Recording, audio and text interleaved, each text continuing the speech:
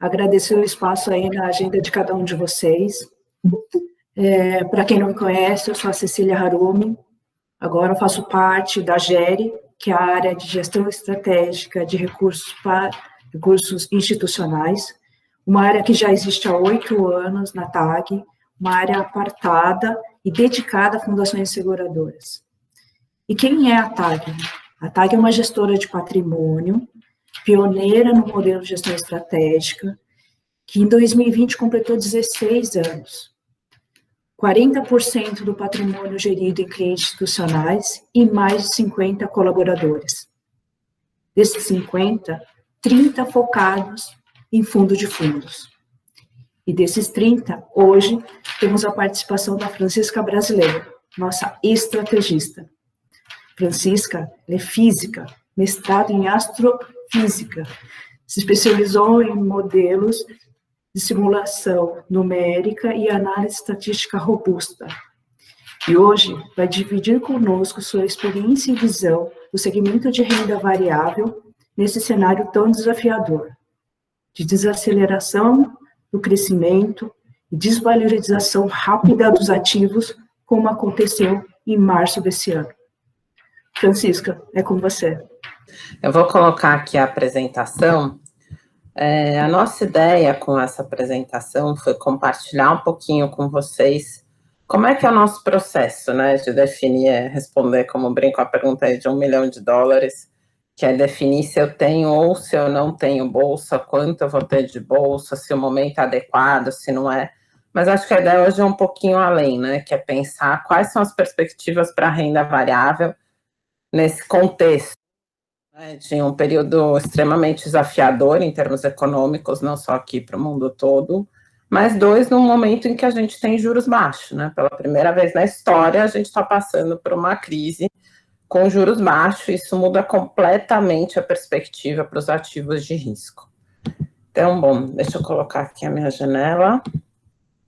Depois que eu coloco a minha janela, já não vejo mais nada, só a tela, então qualquer coisa vocês me interrompam. Então, vamos lá. A Cecília já falou nossos números, e eu vou começar voltando um pouquinho para o histórico.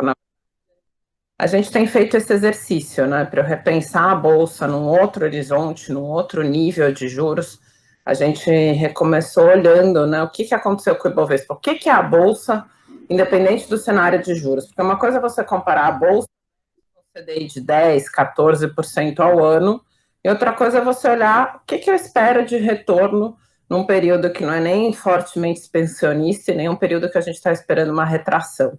Então, vamos olhar para o índice Bovespa. A gente começou olhando 96, porque, na verdade, é quando começa o regime de metas de inflação, é quando eu começo a ter uma organização de olhar para os dados econômicos como a gente tem hoje, né? O Plano Real foi em 94, mas aquele começo foi estabiliza, né, o paciente que estava ali infartando praticamente.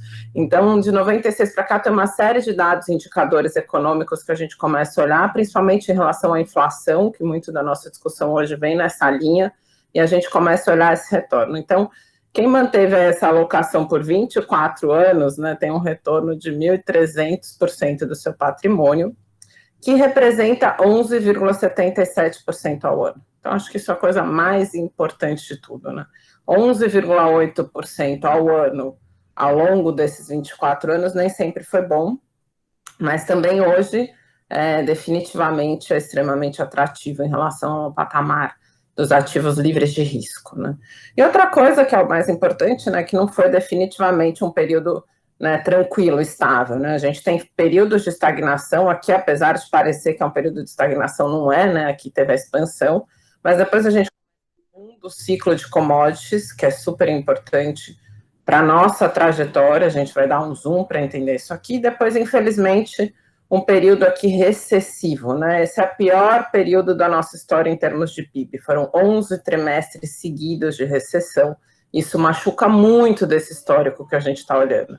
Depois eu começo de novo uma expansão, né, quase que recuperando o que eu vinha vivendo aqui, e aí tem a pandemia, que é um dado totalmente exógeno às nossas questões locais. Então, no ano a gente continua com menos 15, Mas quando a gente olha esse cenário, comparando, né, com os nossos desafios, que é o CDI e a inflação, a gente vê que, de fato, tudo foi comido pelo nosso ativo livre de risco, né? Então, o CDI, nesse período, ele é um dos ativos que mais rende no mundo, muito mais que os 11% ao ano, né? Ele rende, na média, 15% ao ano, quando a gente olha para o CDI. E aí, como a gente falou, vamos olhar um pouquinho mais para o que impacta esse resultado aí de 24 anos, né? A gente tem praticamente uma década perdida, de fato, né? A década de 2010 a 2020, que foi um período do boom asiático, né? Então, a gente tem aquele ciclo econômico, né, de 2003 a 2010 para o Brasil é uma coisa, que é um período onde a gente viveu o boom de commodities, a aceleração, tem a crise de 2008, mas continua sendo um período para a gente benéfico. E depois eu entro em um outro cenário econômico-político. Então, aqui não é nenhuma questão política, porque a gente tem um período ali de 2002 a 2010 que é muito benéfico para o país, e tem outro de 2010 a 2016 que come todos os nossos ativos reais. Então, esse período aqui, de fato, a gente não consegue superar a inflação, né? Male, male. E é isso que a gente espera. Então, na verdade, o que a gente começa a olhar aqui, né? Qual que é o período favorável para uma renda variável, principalmente quando eu olho o índice? Quando eu tenho expansão de PIB. Obviamente, PIB não é ação. Então, essa é uma primeira análise muito simplista. Mas quando a gente faz os nossos modelos econométricos de projeção para renda variável, a principal variável que impacta o resultado da Bolsa é crescimento, é expansão de lucro, é crescimento, é economia em período expansionista. Então, essa é a primeira informação que a gente tira daqui. Se eu tenho recessão, muito dificilmente, a minha carteira market cap, né, que é um índice Bovespa, aquela ligada ao tamanho de mercado das ações, vai andar bem. Então, nosso desafio todo é pensar em que período histórico eu estou, né? Eu estou num período similar a um período fortemente recessivo, ou eu estou num período expansionista.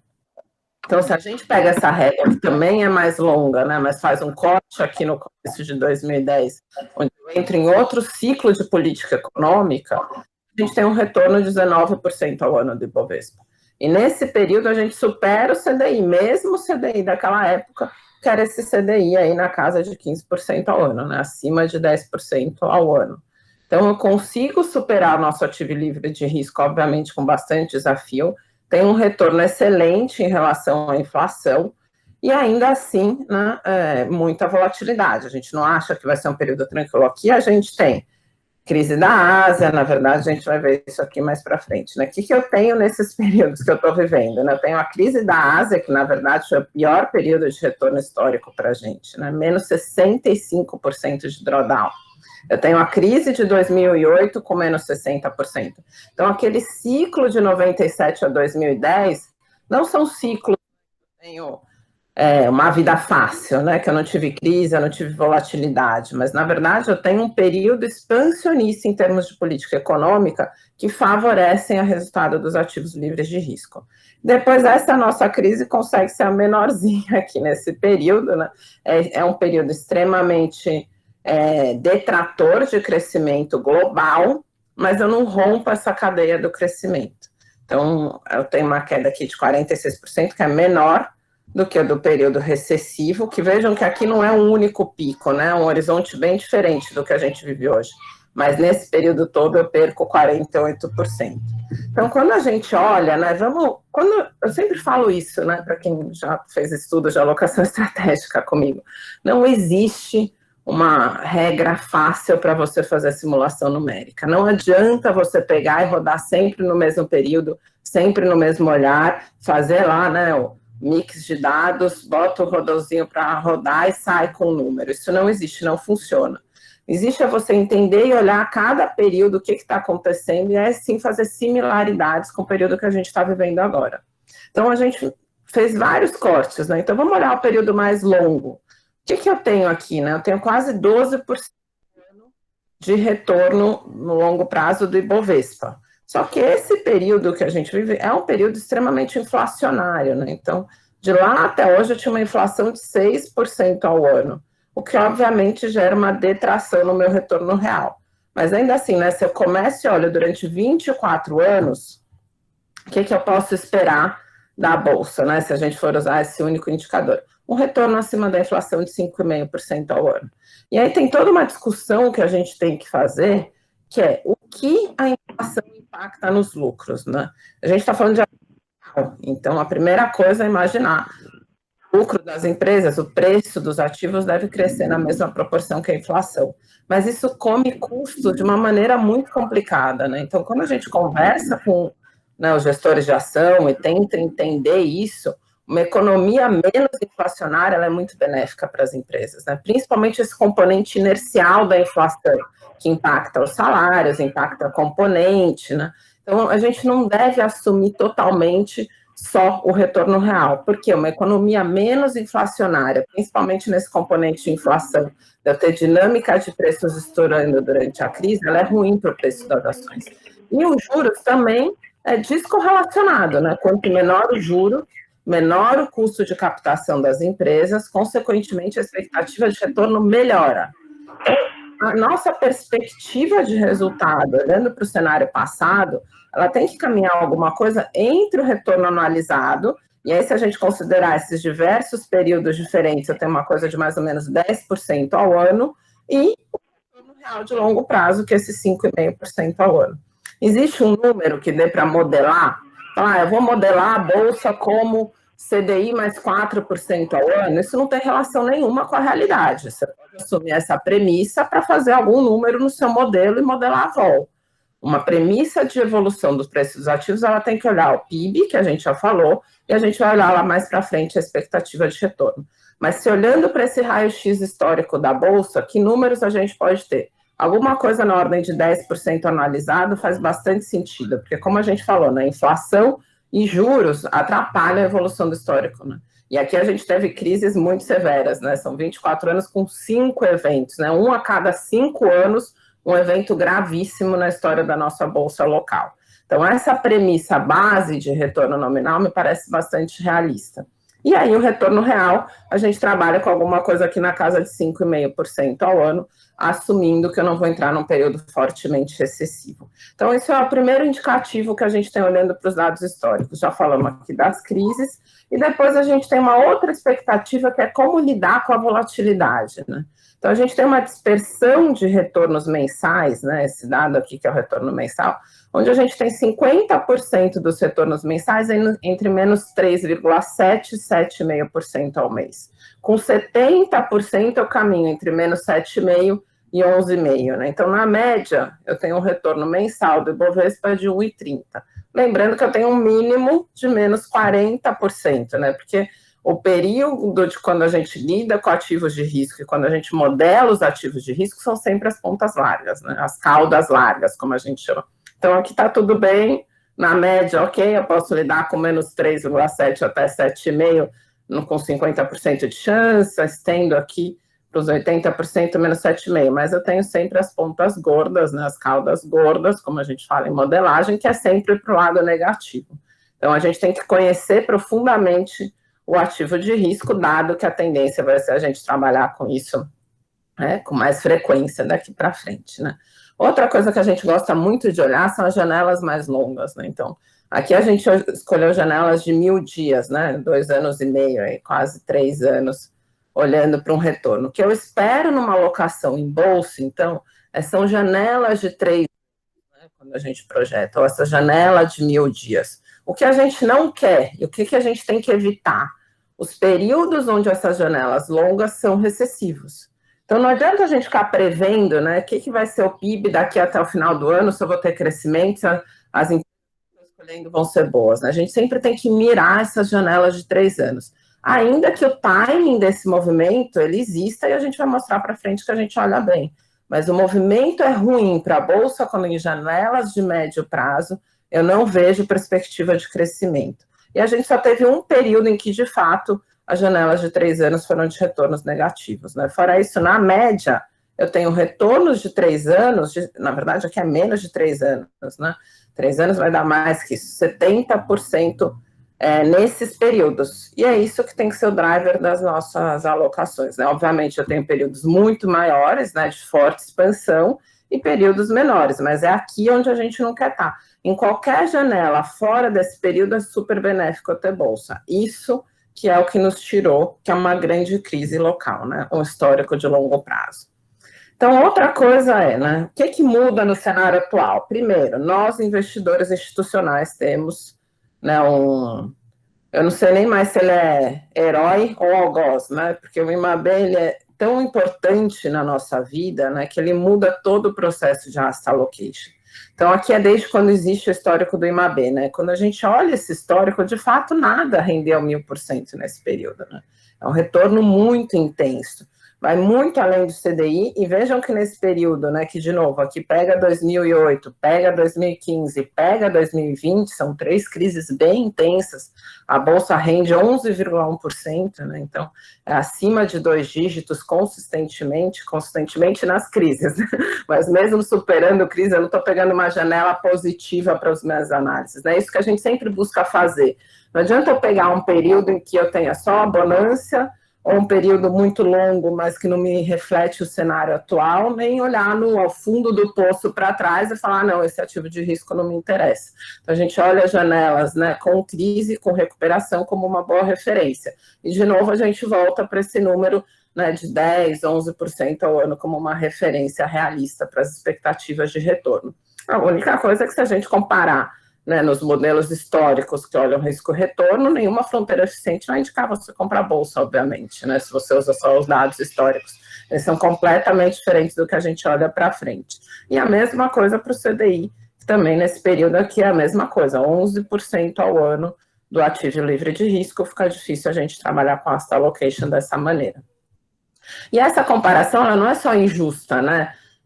Mas tudo bem, você está falando isso para defender a Bolsa. Não, ela é irrealista se eu olho para qualquer parâmetro global. Então, aqui a gente colocou vários ativos, né, de risco, e aqui também o PIB, né, para entender que eu estou num período expansionista, mas a gente vê um grande ciclo de fechamento de juros, né? Uma história de evolução de um país, de uma evolução do mercado de capitais, da evolução da política econômica, onde eu tenho um grande ciclo de fechamento de juros. Não só no Brasil como no mundo, mas aqui de uma maneira muito mais intensa. Então, se eu comparo com qualquer outro ativo, né, de risco no mundo, a comparação com o IMAB não funciona. Mesmo quando eu olho as questões cambiais, né? Se eu olho o S&P, que esse também é um período expansionista, né? Quando eu olho a questão do efeito cambial, ele perde para o IMAB. Agora, quando a gente tira a questão cambial, a gente vê a diferença e aí a nossa bolsa se torna uma coisa realista, né? O S&P, nesse mesmo período, né, de 2005 para cá, que são 15 anos, ele rende 147% ao ano, enquanto o Ibovespa rende 184%. O Small Caps brasileiro rende quase 300%, muito mais do que um Small Caps de uma bolsa americana que a gente está usando como referência, né? Isso tirando o efeito cambial. E a mesma coisa para os outros ativos de risco. Nosso índice de dividendos, que aqui tem um peso super grande, né, dos bancos, né, ele rende quase a mesma coisa que o S&P, né, ele é melhor do que todos os outros ativos de risco, na mesma linha do que o S&P, considerando a questão da moeda. Então, essa comparação, ela é justa e principalmente realista, né, a gente vive em um outro momento agora, eu não posso usar esses parâmetros históricos de juros para tomar a decisão futura. Então, aqui que a gente vai olhar. Primeira coisa que a gente quer reforçar, eu falei aqui bastante do Ibov, fizemos muitos estudos em relação a isso, mas a Bolsa não é o nosso parâmetro para a renda variável. Então, o que a gente tem feito na TAG? Né? A gente desenvolveu o índice valor, que são fundos que têm mais de R$1 bilhão, mais de 10 anos de histórico, não são os nossos fundos core, lá na frente a gente vai falar deles, mas é um índice de fato valor, onde a gente tem aí, obviamente, o viés de sobrevivência, mas a gente está alocando em quem tem, né, sobrevivido ao longo do tempo como os maiores capazes aí de gerar retorno. Então vejam que a história da década perdida e principalmente a história do nosso período fortemente recessivo, daqueles 11 trimestres de recessão, ela é completamente diferente quando eu mudo para uma carteira de qualidade. Então o índice valor, e de novo, né, esse índice é um índice de fundos com histórico longo, né, ele descola quando eu começo a ter o PIB recessivo. Se vocês lembrarem aqui, aquele período onde a Petrobras chegou a dar retorno negativo, né? Ela tinha um peso gigantesco no índice. Felizmente, naquela época, a gente não conseguia ter uma carteira totalmente descorrelacionada, né, no mundo das fundações. Era muito complicado você não acompanhar o índice, mas a gente começou já a alocar fundos alternativos, e aqui que começa, na verdade, os gestores independentes ganharem mais peso nas carteiras. Mas uma cesta de ações de qualidade, na verdade, ela é um ativo extremamente resiliente para um período de crise. E é isso que é o nosso foco do período de asset allocation agora. De novo, eu estou olhando para ativos reais capazes, de empresas que são capazes de continuar gerando caixa, de ter crescimento de lucro, e muitas delas, né, saem mais fortalecidas nesse período de crise. Então, quando a gente olha essa mesma coisa, de novo, sobre diversas outras óticas, né, então vamos pegar esse mesmo índice e puxar desde o começo que a gente tem o histórico, né? Aqui é impressionante a diferença, né? Eu descolo totalmente durante a crise, mas eu continuo sendo capaz de gerar mais alfa no período expansionista. Então, o que isso acontece, né? Eu mudo para uma carteira cíclica. A gente não vai falar tanto sobre isso, porque eu já preparei material demais, mas dá para a gente falar muito sobre isso, né? O processo de construção de alocação, né? Do alocador, não querendo só repetitiva, mas o processo de tomada de decisão da construção de uma carteira de renda variável, ele tem que olhar principalmente para o momento de ciclo econômico que a gente está vivendo. Tem toda a parte de selecionar os gestores, obviamente, mas tem esse olhar de qual é o período do ciclo econômico que eu estou, qual estratégia casa com isso e qual é o gestor que é melhor preparado para surfar esse momento. Então, quando eu vou para um período expansionista, eu vou criar uma carteira de início de cíclico, né? Aquelas que chamam acíclicas, né? Então, é consumo, setor imobiliário, que quando tem aumento de renda, né, tem migração e compra de imóvel, então as construtoras, todas essas ações consideradas cíclicas, quando eu saio do período recessivo e começo a expandir, é onde a gente tem os gestores alocando. Ah, foi um bom período para commodities internacionais? Não, não foi um bom período para commodities internacionais. Não à toa o índice, ele está na rabeirinha desse período, né? O índice vai mudando um pouco o market cap dele conforme eu vou tendo evolução, mas não é de forma nenhuma melhor alocação para um período de expansão cíclica, né? Então, aqui eu tenho os cases que a gente viveu bastante, Localiza, Magazine Luiza, Lojas Renner, carteiras que foram se aproveitando muito melhor do momento econômico que o Brasil estava vivendo. Depois eu tenho o caso de DIV, que é um índice que a gente, né, é bastante crítico, porque ele sempre olha para o passado, mas que é um índice que a gente sempre fala que faz sentido do meio para o fim do ciclo, né? Quando eu estou expandindo, e aí eu começo a ter geração de renda, e aí sim, é uma carteira mais resiliente também. E o Small Caps a gente gosta bastante, teve nesse período aqui de aceleração uma alocação over em Small Caps, mas ela ainda assim, né, ela é muito ruim num período recessivo. Quando eu estou expandindo o PIB, aí sim vale a pena eu ter uma carteira com mais Small Caps, né? Uma boa parte do nosso trabalho é caminhar entre esses grupinhos, porque não é sempre que a carteira valor vai melhor, e depois a gente vai poder mostrar isso em outros ciclos, mas os períodos de rally de índice, principalmente quando eu tenho muito dinheiro de entrada do investidor estrangeiro, o investidor estrangeiro ele entra passivo. Então, boa carteira indexada sempre vai bem, né? Os gestores sabem isso, mas quando a gente tem fluxo, né, que não é o fluxo inteligente, é passivo, aí sim vale a pena ter mais o índice. Então, repensar a carteira de renda variável sobre todas essas óticas é o essencial para o resultado ser bom, né? O que acontece no primeiro momento de crise, né? Ah, todo mundo cai igual, e o índice valor, né, os fundos valor às vezes caem. Por quê? Eles são mais concentrados, as ações que têm menor liquidez, elas sofrem durante a crise até mais, mas eu descolo totalmente na recuperação. Então, o que a gente teve aqui? Uma oportunidade única na vida, que foram os principais gestores fundamentalistas abrindo seus fundos nesse momento e captando, e aí sim a gente pôde montar uma carteira, né, dos melhores gestores, consequentemente uma cesta de ações de muita qualidade para pegar essa recuperação econômica, né? Então, essa foto desse ano. E aí, como a gente esperava, a mesma coisa. O que eu tenho na recuperação cíclica, né? Primeira coisa vem small caps, depois, por último, o índice de dividendos, porque não faz o menor sentido mesmo para esse período de ciclo, e o índice aqui atrás, né? Daqui para frente, é isso que a gente quer, né, conversar com vocês. Eu espero muito mais um movimento parecido com esse, ainda que não seja retracionista. A gente não espera um PIB retracionista, mas vai ser um período muito difícil, principalmente quando eu olho para uma cesta completa de ações, né? E aí um descolamento total das empresas de qualidade. A gente vai falar um pouco mais para frente em termos de números do porquê que a gente espera isso, mas é onde a gente enxerga que tem espaço, e principalmente espaço para um ganho acima dos ativos livres de risco de 2% ao ano. Então, eu tenho muitas empresas capazes de expandir os seus lucros, as suas receitas, muito acima dessa taxa do ativo livre de risco, mas muitas outras que não vão conseguir sobreviver a esse período adverso que a gente está passando. Então, no primeiro momento de rally, vai todo mundo junto, né? Cai todo mundo junto, recupera, obviamente, algumas ações recuperam melhor, mas ainda não é seletivo. E agora começa o jogo de múltiplos, o jogo de valuation, o jogo de olhar para os números e entender que algumas ações vão se valorizar muito mais que a outras. Por isso, a gente tem falado aí desde de abril, maio, a gente vem reforçando na tecla de que é essencial construir uma carteira de qualidade de ações agora, não só para ter um bom resultado dentro da renda variável, mas para expandir o retorno de uma carteira, né, da carteira total.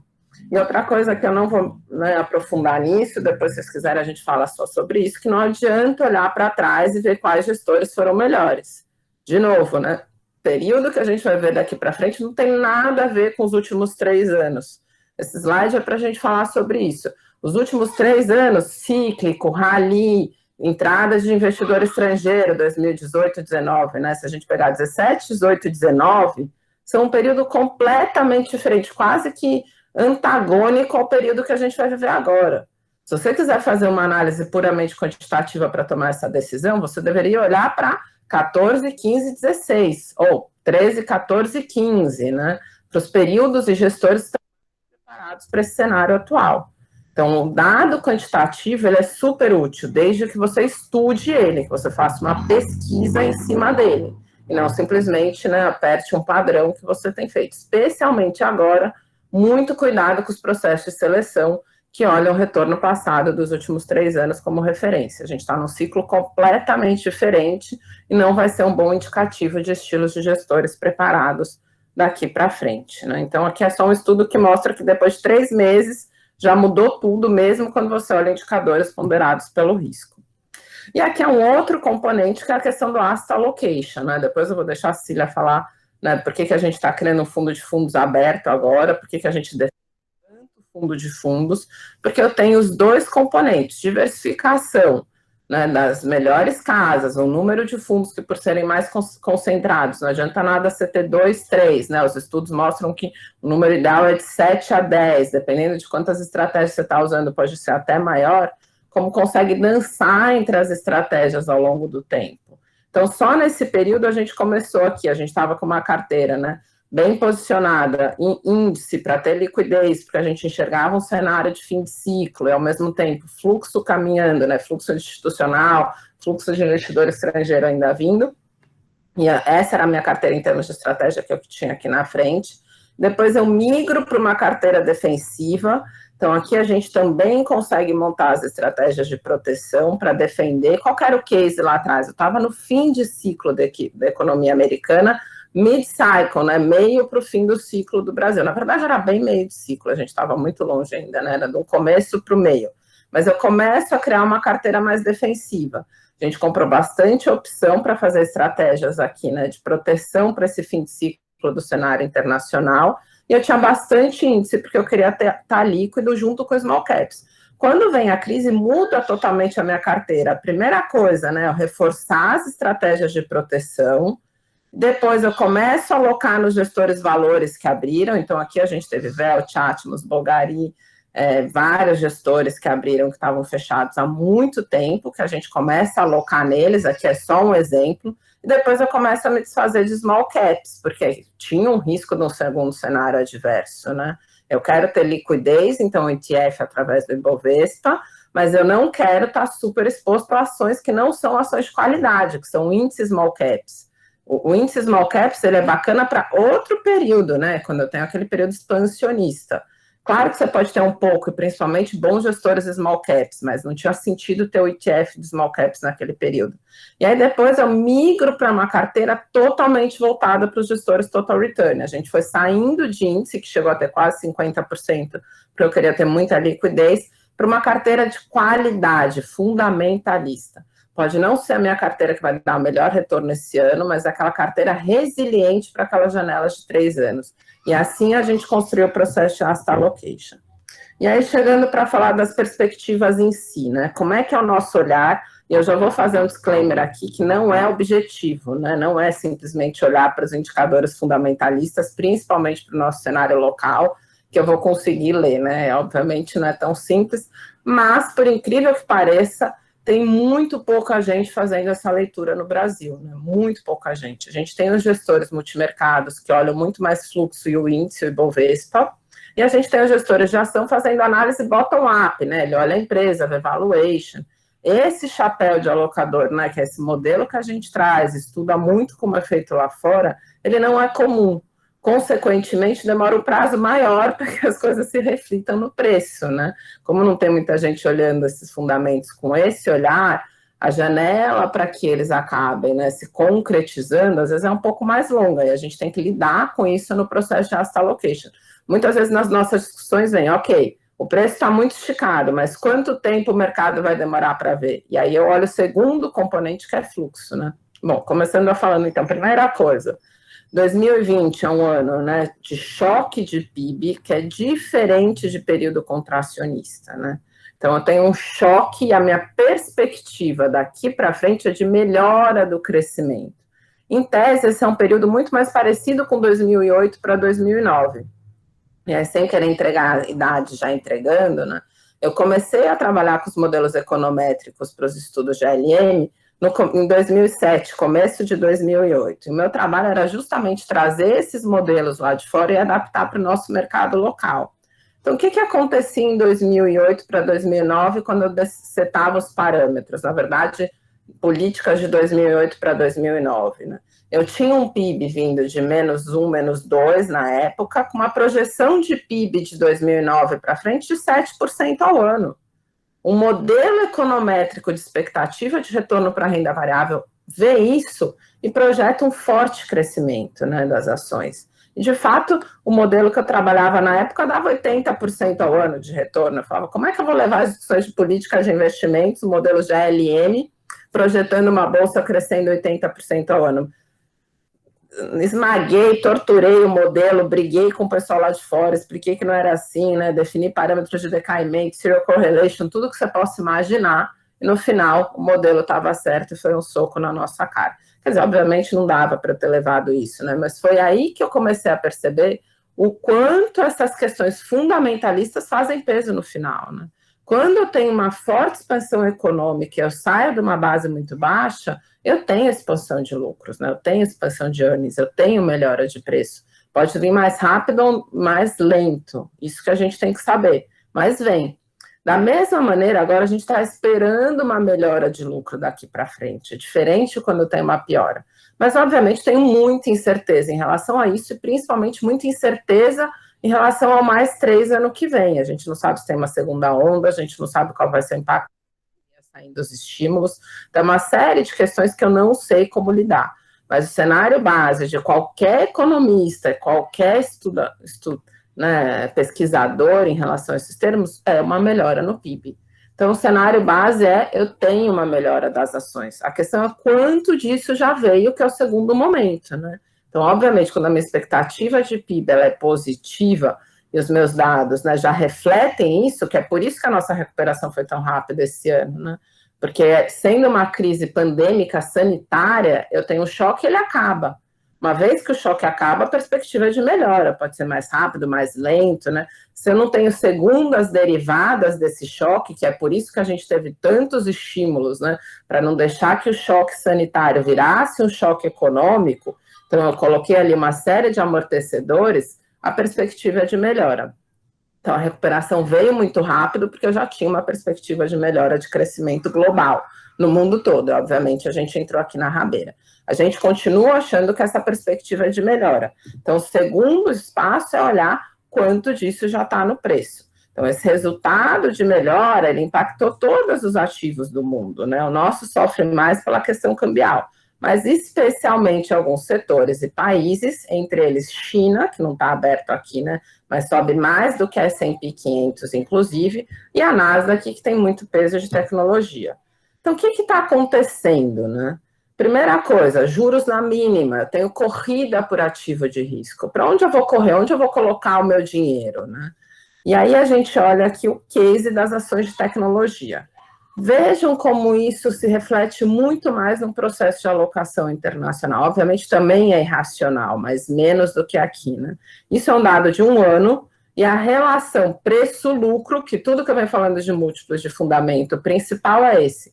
Quanto que o meu preço expandiu em relação à minha expectativa de lucros? Então, best é Bloomberg Estimate. Na Bloomberg eu tenho a média das expectativas dos analistas do mundo todo, né? E aí realmente esses dados são alimentados com frequência, porque essa maior transparência gera um melhor resultado nos investimentos.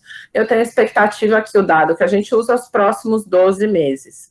Então, esse Best PE, né, é qual a minha expectativa da relação preço-lucro para a cesta de ações de tecnologia. Isso é só uma, já até está desatualizado, mas ela é que tem mais, digamos, liquidez, mais impacto, versus o S&P. Então, notem que há um ano atrás, a minha relação preço-lucro entre uma cesta das ações das FANGs, que é Facebook, Apple, Netflix e Google, Facebook, Amazon e Apple aqui, que é a Alphabet. A Google é a Alphabet. E aí a gente tem essa cesta de ações de tecnologia, das principais, as top 5, com uma relação preço-lucro praticamente constante nesse período, né? Por quê? Eu espero que uma cesta de ações de qualidade, ela tenha um preço, nesse sentido, ajustado ao seu lucro maior do que uma ação que tem menos qualidade, porque eu espero que essa expansão de lucros, ela se permaneça não só pelos próximos 12 meses, né? Então, quando eu faço valuation, né, os modelos de cash flow, ele projeta o crescimento de lucro no mais longo prazo. Então, se eu tenho um setor que está se expandindo, um setor que está sendo mais beneficiado, e principalmente empresas com management melhor, essas ações são mais caras em termos de fundamento, elas vão ter uma relação preço-lucro melhor do que um índice, assim como uma cesta de índice de países desenvolvidos tem uma relação preço-lucro melhor do que a de um país menos evoluído, né? Então, essa relação preço-lucro, a questão é se ela está se mantendo constante ou se eu tenho algum motivo para que abra uma boca de jacaré. E o mais interessante que a gente vê do case dessa crise é que ela se manteve constante em relação a um ano atrás. Ou seja, de fato, todo esse ganho das ações de tecnologia em relação ao próprio S&P, que é o case de valorização das ações americanas nesse período de crise, ele se justifica pela melhora de lucros, né, que é earnings per share. Eu tenho uma queda, obviamente, no começo da crise, mas logo depois eu começo de novo a melhorar a minha expectativa de lucros, né? E ela vem muito acima do que a cesta do S&P, né? Então, aqui a gente está olhando de 5 ações, basicamente, né? Então, se justifica a melhora nos preços das ações de tecnologias internacionais. E aí, vamos olhar isso para o Brasil, né? Então, primeiro case é fluxo, né? A primeira coisa, a gente teve uma forte saída de dinheiro. Agora, imagina você um investidor internacional, você vai comprar uma cesta de ações de tecnologia americanas ou investir num país emergente com questões políticas complicadas, uma das piores crises sanitárias, né, globais, a gente, segundo país em número de casos por muito tempo, acabou de cair para terceiro esse mês, e ainda com uma série de questões que eu não vou entrar nesse assunto aqui, mas ligadas a ESG, que é o tema do ano, né? Então, o tema do ano todo no mundo são as questões de ESG, e o Brasil é um país mal avaliado nesse ranking, né? Então, o case de vinda de dinheiro de investidor estrangeiro, ele não parece ser tão forte. Então, aquele caso que a gente falou que é mais indexado, é mais passivo, menos seletivo, já não é o nosso case básico. Então, em termos de estratégia, que fluxo eu posso ter? O fluxo do investidor institucional, que está revendo política, juros baixos. Esse fluxo já foi mais irracional, já foi mais indexado, e hoje ele é bastante seletivo. Então, é mais um case que favorece, né, a seleção de estratégias mais seletivas. E aí, vamos olhar com mais detalhe os números que importam para a nossa bolsa. Então, primeira coisa que tem aqui, né? É a evolução do preço. Eu tenho a crise, eu tenho a recuperação, ainda perco um pouquinho aqui em relação ao topo, né? A bolsa ainda está negativa, mas eu já tive uma boa parte da recuperação. O que aconteceu com a minha relação preço-lucro durante essa crise?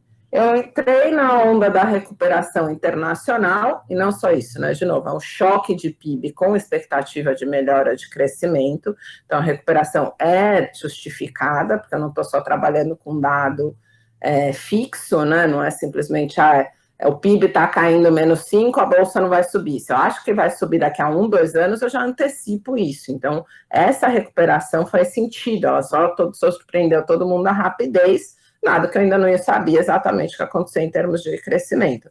Mas muito disso foi eu subir na onda das bolsas internacionais de um case de tech, né? Não é só isso, também é principalmente juros muito baixos. Então, tenho juros muito baixos, tenho que alocar o dinheiro em algum lugar, tem uma perspectiva de melhora, faz sentido esse dinheiro migrar para a renda variável. Mas a nossa expectativa de lucro só caía, né? A gente não tem esse case de tecnologia na nossa bolsa local, né? Principalmente quando eu olho o índice. Então, nesse último mês, por incrível que pareça, né, apesar da gente ter tido uma realização da bolsa, foi quando finalmente eu parei de piorar a minha expectativa de lucro para os próximos 12 meses. Então, durante todo esse período, os analistas continuaram piorando as suas projeções, né? Porque a situação foi ficando mais crítica, eu fui alimentando, vou estudando, vou projetando as ações, e a gente teve aqui um período de queda, né, mais de 50% de queda de expectativa de lucros 12 meses. A notícia é que os últimos dados estabilizaram e começaram a melhorar. Consequentemente, eu vou para um dado fundamentalista mais saudável, que é a relação preço-lucro. Então, isso é o histórico da relação preço-lucro esperada, né, pelos próximos 12 meses de bastante tempo. E vejam que a bolsa ficou mais cara justamente nesse período sucessivo. Quando eu tenho mais longo, eu vejo que eu só bati esse pico aqui em 2013, que foi quando teve o lucro negativo da Petrobras. Então, se o lucro cai muito, a relação preço-lucro sobe, né? Então, nesse período que a gente estava vivendo, a bolsa estava cara, não tem nem o que falar, né? Eu estava com mais de 16 vezes, cheguei a bater quase 20 vezes preço-lucro. Isso não é um bom indicativo de uma bolsa local. Então, a gente já esperava uma acomodação no índice e, por isso, a gente vinha saindo da parcela indexada, né? Então, isso é o que a gente acompanha. E, de novo, se a expectativa para 24 ou 36 meses é muito melhor do que 12 meses, é justificável que a minha relação preço-lucro esteja um pouco acima da média.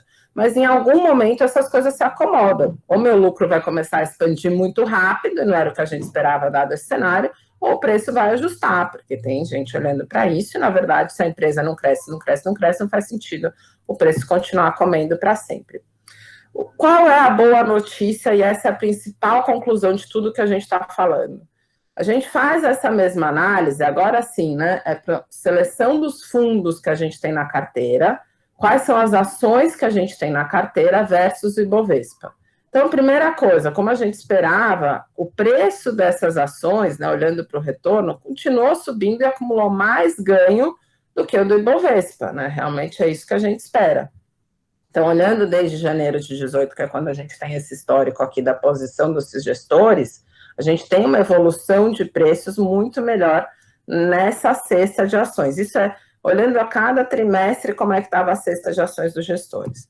E a melhor notícia para encerrar, que só para variar eu falei demais, eu espero que a relação preço-lucro de uma cesta de qualidade seja muito melhor do que a do índice. Confere? Confere. De fato, confere. O que acontece no momento da crise? Tudo despenca junto, eu já não sei mais o que é ação de qualidade, né? Então, eu tenho uma perda na relação preço-lucro muito maior. Por quê? Eu não caio tanto a minha cesta de earnings, porque eu estou nas empresas mais resilientes, o meu lucro cai menos, às vezes até sobe, né? Ele fica constante, o preço cai muito. Consequentemente, no primeiro momento, essa relação preço-lucro vai lá para baixo. E depois eu começo a recuperar, mas eu ainda não tenho uma recuperação seletiva. Então, no momento que a gente está hoje, a relação preço-lucro de todo mundo está igual, e não historicamente bem acima. Então, o que a gente está vendo aqui eu tenho uma oportunidade, 24 vezes preço-lucro é bem consistente internacionalmente para os fundamentos de uma carteira de ação, e hoje está todo mundo junto, né? Aqui a gente fala mais que é quando a gente tem a carteira, mas se você olha agora, você observa exatamente isso. A bolsa voltou um pouquinho e dos fundos valor voltou até mais, mas os meus earnings estão melhorando, deixando essa relação preço-lucro mais saudável. Então, os preços caminham juntos e a minha expectativa de earnings, né, sobe mais, eu fico com uma relação muito mais saudável nessa carteira. Então, o que a gente enxerga é, não vamos ver um período fortemente recessivos e eu tenho uma expectativa aí de ganho, de fundamento, de melhora de earnings numa carteira de cesta de ações muito saudáveis, muito benéfica. Soma-se a isso o fato de que hoje eu tenho juros muito baixos, a gente continua overposicionado, mas sempre com esse disclaimer, não no índice, numa cesta de qualidades, o que significa que o meu horizonte é um pouquinho mais longo do que quando eu olho, né, um movimento de rally. No mais, agradecer a participação de vocês e até a próxima. Obrigada. Obrigada a todos e a gente fica à disposição. Se tiverem mais dúvida também, podem nos procurar aí através da Cecília, Rodrigo, a gente gosta de falar sobre esses temas. Obrigada, gente.